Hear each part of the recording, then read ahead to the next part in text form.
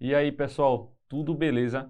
A gente vai iniciar agora uma aula super importante, super interessante também, uma aula bacana, uma aula leve, uma aula tranquila, mas que tem um contexto muito importante para a prática clínica, para a prática do pós-operatório, uma prática cirúrgica do dia a dia, tá? E até mesmo no contexto, pessoal, quando vocês estiverem recém-formados, dando um plantão, em uma UPA da vida, um pronto atendimento, vai chegar esse tipo de paciente e vocês vão ter que saber manejar esse tipo de paciente, tá? Um paciente com uma febre, um paciente que teve algumas complicações cirúrgicas que a gente vai dar uma olhadinha e vai delinear bem direitinho, tá? Quais são os objetivos dessa aula? A gente vai conceituar, entender sobre os principais tipos de complicações pós-operatórias, identificar a origem da febre no pós-operatório, que é muito importante saber por que aquele paciente está tendo uma febre, é uma infecção, não é uma infecção, o que é que está acontecendo com ele? Identificar e tratar uma infecção da ferida operatória e questionar.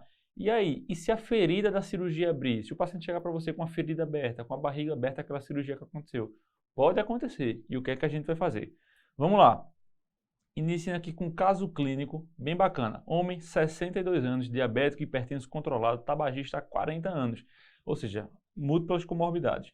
Realizou uma gastrectomia subtotal por um adenocarcinoma do estômago há 36 horas.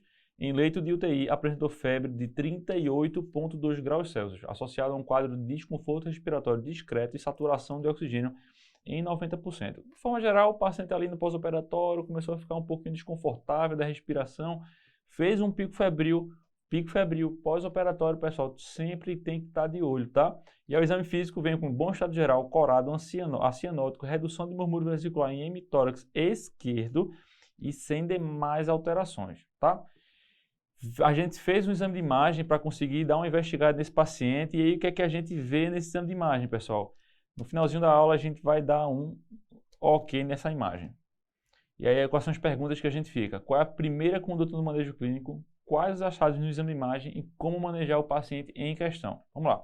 Nesse contexto inicial, pessoal, de febre no pós-operatório, o que é que a gente vai conseguir ver nesses pacientes? Quando eu digo que o paciente tem febre, o que é febre? Todo paciente tem febre? O que eu posso pensar em um paciente febril no pós-operatório? Quanto tempo de pós-operatório aquela febre vai ser mais ou menos característica, a depender de qual situação clínica e como é que eu vou manejar direitinho esses pacientes? Pessoal, a gente precisa ter o conceito em mente do cuidado no pós-operatório. Quando é que a gente inicia esse cuidado no pós-operatório? É antes da cirurgia? É durante a cirurgia? Ou é só após? O pós-operatório ele se inicia apenas após a cirurgia? Pessoal, os cuidados no pós-operatório, ele se inicia quando o paciente entra no hospital para fazer uma cirurgia, tá? Desde o manejo nutricional com esse paciente, os cuidados de fisioterapia, os cuidados respiratórios, os cuidados infecciosos, os cuidados com os dispositivos, um acesso venoso central, um acesso venoso periférico, uma sondagem vesical que aquele paciente tenha. Tudo isso antes da cirurgia é importantíssimo. Então, os cuidados dos pós-operatórios, a gente precisa ter esse conceito que inicia antes mesmo da cirurgia, tá? Durante a cirurgia também é muito importante ter o manejo daquele controle anestésico, a homeostase do paciente, o controle da temperatura do paciente, o quanto de fluido, de líquido que aquele paciente está recebendo, se ele fez sangue ou não, se o paciente está fazendo ou não antibiótico profilaxia, tá?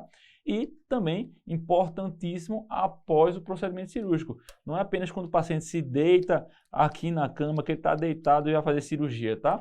É durante e após o procedimento cirúrgico também, tá?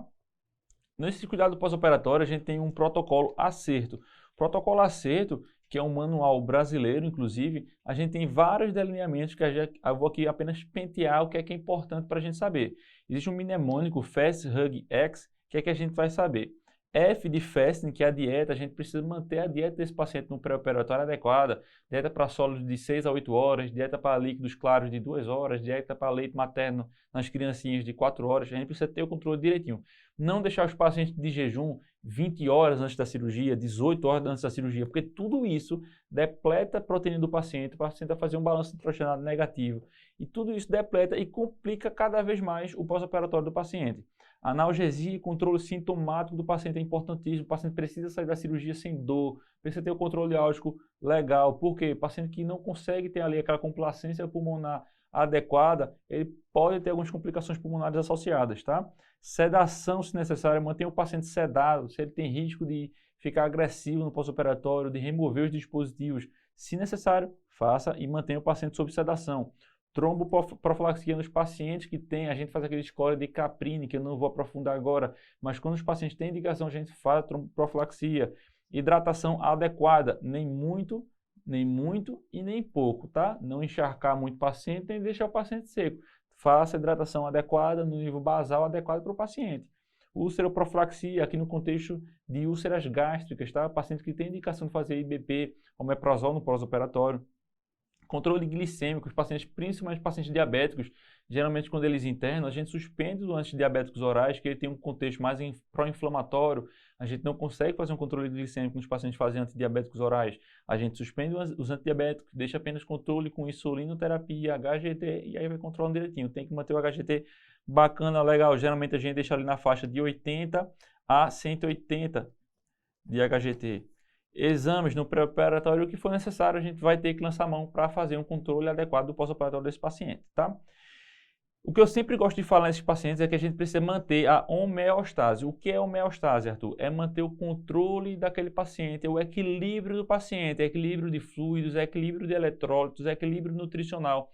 Esse paciente ele tem que estar em perfeito equilíbrio no pré, no intra e no pós-operatório, para que a gente tenha um pós-operatório adequado, tá? O paciente ele tem que estar em um contexto, em uma situação de homeostase.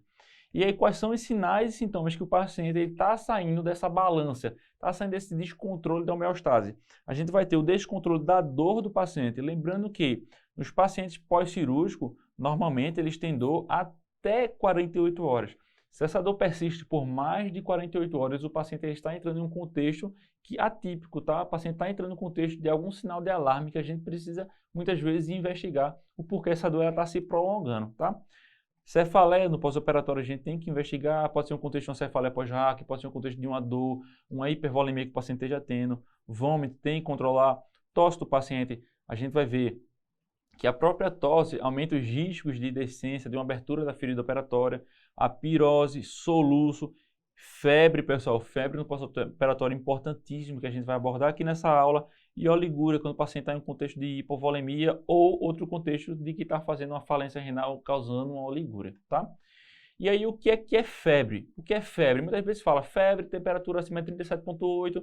Febre, pessoal, não é a ausência de antibiótico, não é a ausência de Rocephin, de ceftriaxone. Muitas vezes a gente fala, o paciente está com febre, inicia antibiótico, febre, inicia antibiótico, febre, inicia antibiótico.